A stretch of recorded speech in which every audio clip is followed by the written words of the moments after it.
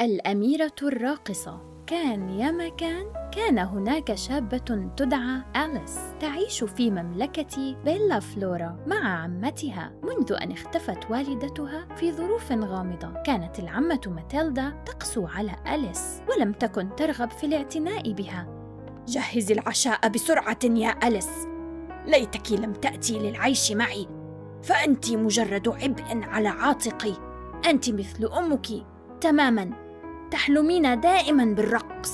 طأطأت أليس رأسها بحزن مفتقدة والدتها وتمنت لو أنهما معا. أنا آسفة يا عمتي ماتيلدا، لكنني مشتاقة لأمي. لا يوجد وقت للاشتياق، عليك أعمال منزلية يجب أن تقومي بها. جهزي العشاء ونظفي المطبخ قبل أن تنامي. أنهت أليس أعمالها وذهبت لتنام في العلية، وكانت معتادة في كل ليلة قبل النوم أن تخرج حذاء الباليه الذي تركته والدتها وتحتضنه، فقد كان بمثابة كنز بالنسبة لها، حتى أنه كان يلمع في ضوء القمر. كم اشتقت لك يا أمي العزيزة، كنت راقصة باليه جميلة، لماذا غادرت ولم تعودي للمنزل؟ حذاؤك هو كنز غالي، أتمنى لو كان بإمكاني تعلم الرقص مثلك. لن تسمح لي عمتي ماتيلدا حضور دروس الرقص، سأحاول فقط ارتداء الحذاء ومعرفة ما إذا كان مناسب لي. انتعلت قدما أليس الرقيقتين حذاء الباليه، ثم أغلقت عيناها وتمنت، وفجأة شعرت وكأنها تدور، وعندما فتحت عيناها ذهلت مما رأت، فقد تحول فستانها القديم المهترئ إلى زي باليه جميل. انظروا إليه، لقد تحولت إلى أميرة راقصة جميلة. لابد أن حذاء الباليه قد حقق أمنيتي. أتساءل عما إذا كان باستطاعة الرقص مثل أمي، ربما علي أن أجرب خطوات جديدة. وقفت أليس في وسط الغرفة على أطراف أصابعها، ورفعت يداها كراقصة باليه حقيقية، وأرشدها حذاء الباليه في خطواتها في أنحاء الغرفة. ظهر جمال فستانها في كل مرة كانت تدور وتلتف، وفي كل خطوة كان يبرق حذاؤها. بعدما رقصت ورقصت، جلست أليس على سريرها وتنهدت. تغمرني السعادة الآن، فهذا الحذاء السحري جعلني أرقص كالأميرة. سأخلعه الآن وأخبئه في الصندوق. بحذر شديد خلعت أليس الحذاء، وإذ بملابسها تتحول إلى ملابس قديمة ثانية. لست سوى فتاة فقيرة تعتني بي عمتي الشريرة التي تبغضني. على نفس هذه الأرض الجميلة كان يعيش الأمير تريستان في قلعة أعلى التلة. كان ينظر إلى مملكة بيلا فلورا ويتنفس الصعداء، لأن والديه طلبا منه أن يتزوج، لكنه لم يجد في مملكته الزوجة التي يتمناها. أعرف أنه يجب علي أن أجد زوجة، لكني دعوت جميع الأميرات إلى الحفلات الراقصة، لكن لم تتقن أي منهن الرقص. فأنا أحب الرقص وأريد أن تكون زوجتي المستقبلية بارعة بالرقص، ولا أريد فتاة تقف على أصابع قدمي. نظر الأمير تريستان إلى جدران القلعة وهز رأسه بحزن. سأعرف أنها الفتاة المناسبة عندما أمسك يدها، وستكون قادرة على مجاراة خطواتي في الرقص، وسنرقص رقصة رائعة معا. أطال الأمير النظر إلى المملكة، ثم خطرت له فكرة. ربما عليه أن يذهب ويبحث عن الأميرة الراقصة التي يتمناها. سيذهب إلى مدارس الرقص وسيرقص مع أفضل الراقصات، لربما يجد من يبحث عنها. حسناً، سأذهب لأجد الأميرة الراقصة، وعندما أجدها سوف أطلب منها الزواج.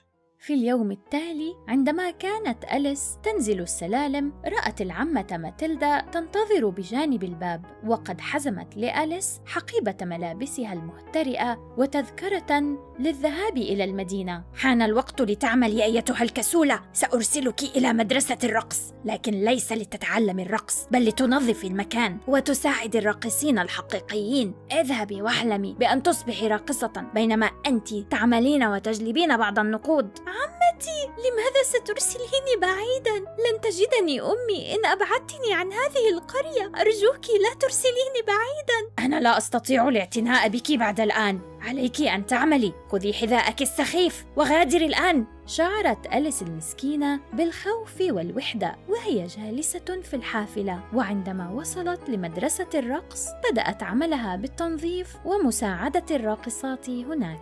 كم أتمنى أن أتعلم الرقص وأصبح راقصة. أعلم أنه يمكنني أن أصبح رائعة مثل أمي لو أن أحداً يمنحني فرصة. أين تلك الفتاة الكسولة أليس؟ نحتاج للشرائط من أجل شعرنا، ونريدها أن تنظف أحذية الباليه. أسرعي. نعم، نظفي ورتبي غرفة الملابس وامسحيها جيداً. نريد كل شيء جاهز من أجل العرض القادم.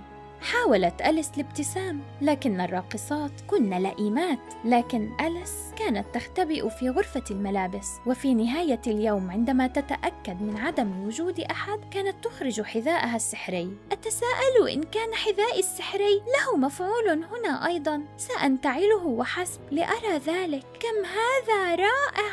أنا أميرة راقصة مرة أخرى.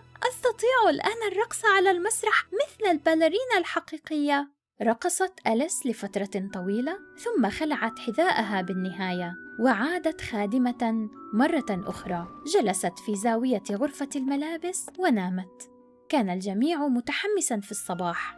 لقد سمعوا أن الأمير تريستان سيأتي إلى مدرسة الرقص، وأنه يريد الرقص مع أفضل الراقصات، وأنه سيشارك في العرض في تلك الليلة.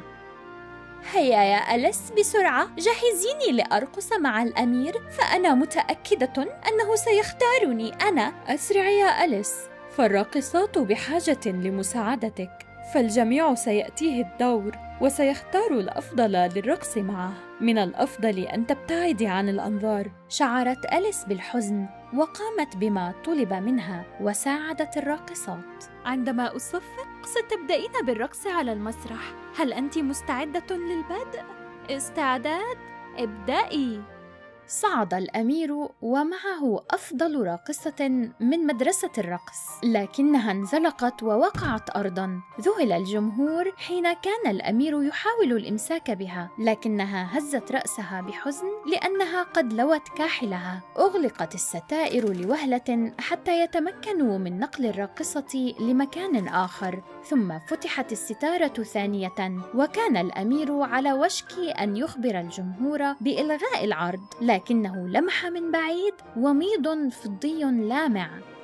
يا إلهي، ما أجمل هذه الرقصة الغامضة التي ترتدي قناعاً. هل يمكنك الرقص معي؟ أنت أجمل راقصة رأيتها في حياتي. حسناً يا سمو الأمير، سأرقص معك. كانت تلك الراقصة هي أليس، ترتدي حذاءها السحري. لقد رقصا معاً رقصة الفالس بشكل رائع جداً. ما اسمك؟ أنت راقصة مذهلة ورشيقة. أعتقد أنك الأميرة الراقصة التي كنت أبحث عنها.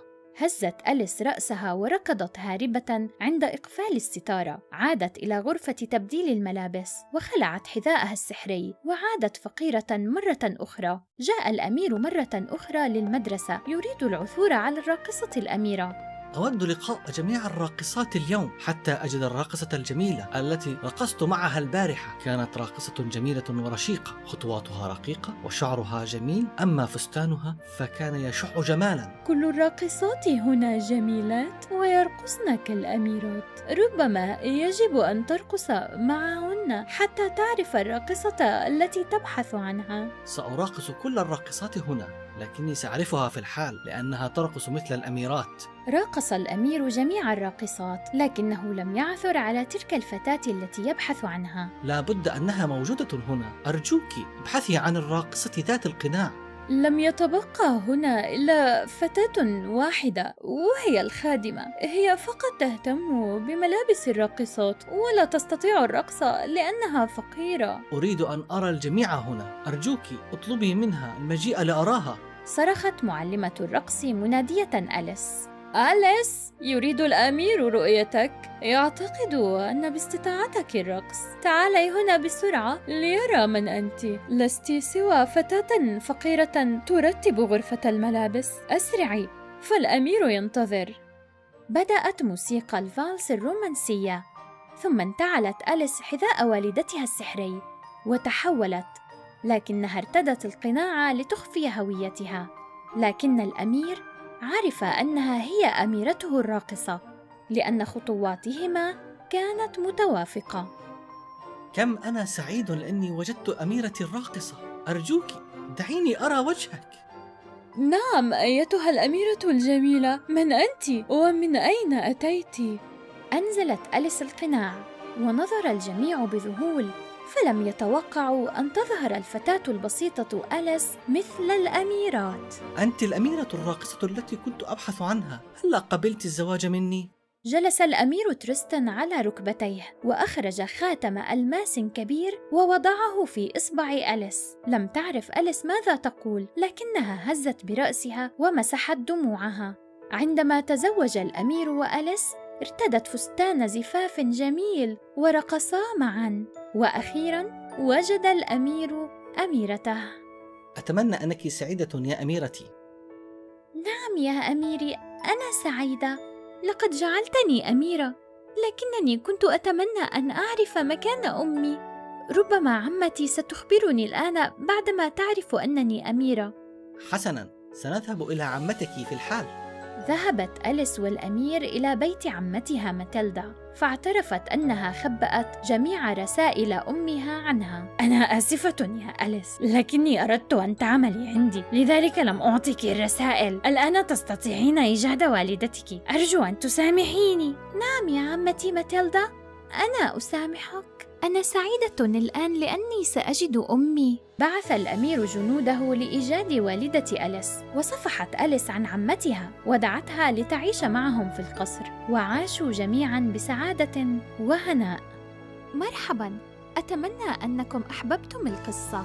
اكتبوا تعليقاتكم في قسم التعليقات أدناه. لا تنسوا الإعجاب بالفيديو والاشتراك بالقناة، ولا تنسوا أيضاً نقر الجرس حتى يصلكم كل جديد من قناتنا.